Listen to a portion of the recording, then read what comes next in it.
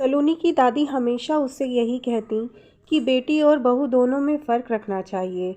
अगर बहू को ज़्यादा छूट दे दी जाएगी तो वो अपनी घर गृहस्थी को ना संभाल कर दिन भर बाहर घूमती ही रहेगी। लड़की के गुण और संस्कार तो तभी दिखते हैं जब वो अच्छी तरह अपना घर संभाले। सलोनी ये बात जानती थी कि उसकी भाभी बहुत पढ़ी लिखी और शांत प्रकृति की हैं। शायद इसलिए वो घर के वातावरण के अनुसार खुद को ढाल चुकी हैं। लेकिन भाभी के साथ ऐसा बर्ताव देखकर मन ही मन उसे शादी से डर लगने लगा। उसे लगता था शादी के बाद लड़कियों को बस एक खूंटे से बांध दिया जाता है, उनकी इच्छाओं का कोई ध्यान नहीं रखता। वैसे भी ये उसके घर में भी होता था। हमेशा उसकी भाभी के साथ, जिन्हें हर छोटी छोटी बात के लिए दूसरों पर निर्भर रहना पड़ता है। सुबह जल्दी उठकर रात को सबसे लेट वो सोती हैं, हर जिम्मेदारी को बखूबी निभाती हैं, लेकिन कभी कोई प्रशंसा के दो शब्द नहीं कहता। उल्टा ये कहते हैं कि ये तो घर की बहू की जिम्मेदारी है। हमने भी तो किया था जब हम बहू बनकर आए थे। सलोनी सोचती थी कि आखिर क्यों आज लोग ये बात नहीं समझते कि बहू भी तो आखिर इंसान है, और ये ज़रूरी तो नहीं जो परेशानी दादी और माँ ने झेली थी भाभी के साथ भी बिल्कुल वैसा ही हो। क्या ये सब करने के लिए ही एक माँ अपने बेटे का ब्याह करती है?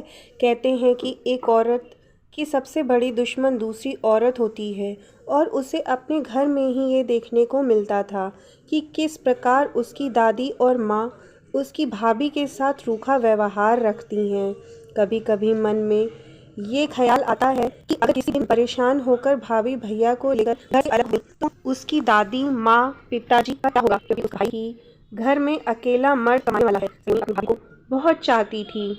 शायद उनकी हमउम्र होने की वजह से उनका दर्द समझती थी, और ये बात जानती थी कि एक लड़की पर क्या बीतती है जब वो अपना घर छोड़कर दूसरे घर में आती है। उस घर में उसके नए रिश्ते बनते हैं, जिनके सहारे वो अपना दर्द भुलाने की कोशिश करती है। ऐसा नहीं था कि उसकी दादी और उसकी माँ जीवन के इस दौर से नहीं गुजरे थे, परंतु वो दोनों अब अपना समय भूलकर सास का रिश्ता निभाने में लगी थीं। वो एक बात भूल चुकी थीं कि सास होने के साथ साथ वो एक माँ भी हैं, और उससे पहले एक औरत हैं। उन्होंने उसकी भाभी को घर के प्रति सारे फ़र्ज़ निभाने तो अच्छी तरह से सिखा दिए, लेकिन उसके हक उससे छीन लिए। घर में अपनी बात रखने का हक, अपनी मर्ज़ी से घूमने का हक, अपनी मर्ज़ी से कुछ करने का हक।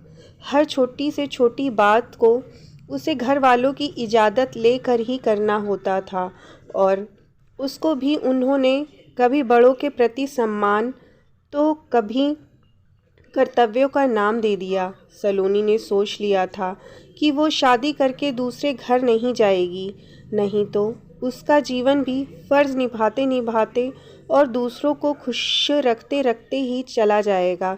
कुछ महीनों के बाद घर में सलोनी की शादी की बात चलने लगी।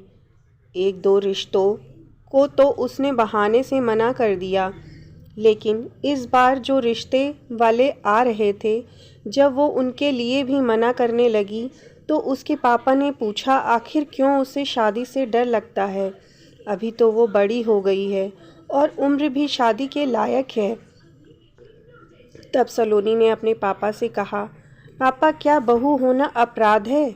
अगर उसकी शादी हो जाएगी तो फिर उसे भी जिम्मेदारी उठानी होगी, क्योंकि वो भी तो बहू बन जाएगी। फिर ससुराल में वो अपनी मर्ज़ी से कोई काम नहीं कर पाएगी। हर बात के लिए उसे बड़ों की इजाज़त लेनी होगी, और जो स्वतंत्रता उसे मायके में मिली हुई है वो भी तो ख़त्म हो जाएगी। इसलिए उसे तो शादी करके दूसरे घर नहीं जाना, क्योंकि उसे ससुराल में बहू बनने से डर लगता है। सलोनी के पापा उसकी बात सुनकर बिल्कुल चुप हो गए, और फिर गहरी सांस लेते हुए बोले, नहीं बेटा, बिल्कुल नहीं, बहू भी तो बेटी ही होती है। तब सलोनी बोली, नहीं पापा, अगर बेटी होती है तो फिर निधि भाभी भी तो इस घर की एक बेटी की तरह ही रहती। आज तक वो तो बहू बनकर ही सारे फर्ज निभाती रही हैं।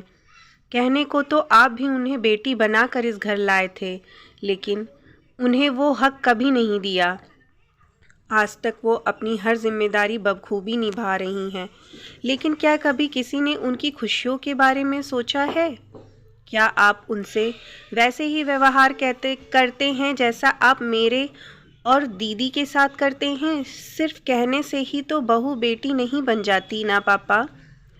अब आप ही बताइए, जब मेरे खुद के घर में मेरी भाभी को कभी बेटी नहीं समझा गया, तो मैं कैसे मान लूं कि कोई मेरी शादी के बाद मुझे बेटी की तरह प्यार देगा।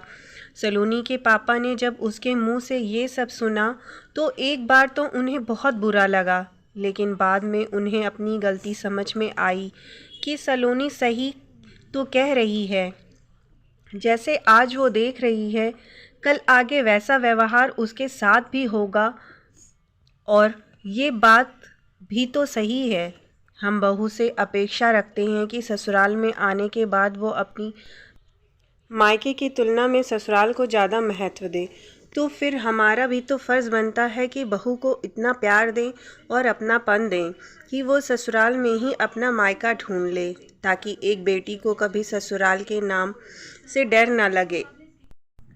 उसे कभी ऐसा ना लगे कि जब वो बहू बन जाएगी तब उसका जीवन सिर्फ जिम्मेदारियों तक ही सीमित हो जाएगा, उसके सपनों का कोई महत्व नहीं होगा।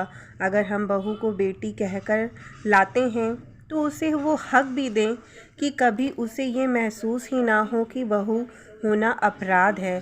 सलोनी के पापा ने उससे कहा कि जो बात आज तक किसी ने नहीं सोची वो उनकी बेटी ने सोची। इस बात पर उन्हें अपनी बेटी पर बहुत गर्व है। कौन कहता है कि ननंद कभी दोस्त या बहन नहीं हो सकती? जिस तरह सलोनी को सदैव अपनी भाभी की पीड़ा अपनी सी लगी, अगर हर घर में ऐसी ही ननंद हो जाए तो किसी भी भाभी को कभी अपनी बहन की कमी महसूस नहीं होगी, और ना ही कोई बेटी शादी से पहले ही ये सोचेगी क्या बहू बनकर उसने कोई पाप किया है, बल्कि खुशी से वो अपना एक घर छोड़कर अपने दूसरे घर में आएगी। आज सलोनी बहुत खुश थी कि उसकी भाभी को भी वो हक मिलेगा जिनकी हकदार वो वास्तव में हैं। दूसरी तरफ निधि के मन में भी ये दुआ निकल रही थी कि काश हर जन्म में उसे सलोनी जैसी ननंद मिले, जो दोस्त बनकर तकलीफ़ समझे और एक बहन बनकर जीवन के हर पल में साथ दे। ये बात बिल्कुल सही है कि काफ़ी घरों में आज भी बेटी और बहू में अंतर किया जाता है, क्योंकि सास ये सोचती है कि जो उनके साथ हुआ वो उनकी बहू के साथ भी हो, लेकिन ये बात बहुत गलत है।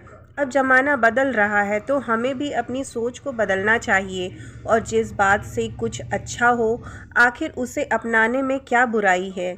ये मेरी निजी अनुभव है कि मेरी सास मुझे बेटी की तरह मानती हैं। वो हमेशा कहती हैं कि जो तकलीफ़ उन्होंने सहन की थी वो उनकी बहू को कभी ना मिले, और मेरी ननंद बिल्कुल मेरी बड़ी बहन की तरह है जो हमेशा मुझे प्रोत्साहित करती है। मेरी कहानी आप सबको पसंद आई हो तो प्लीज़ मेरे चैनल को सब्सक्राइब कीजिए।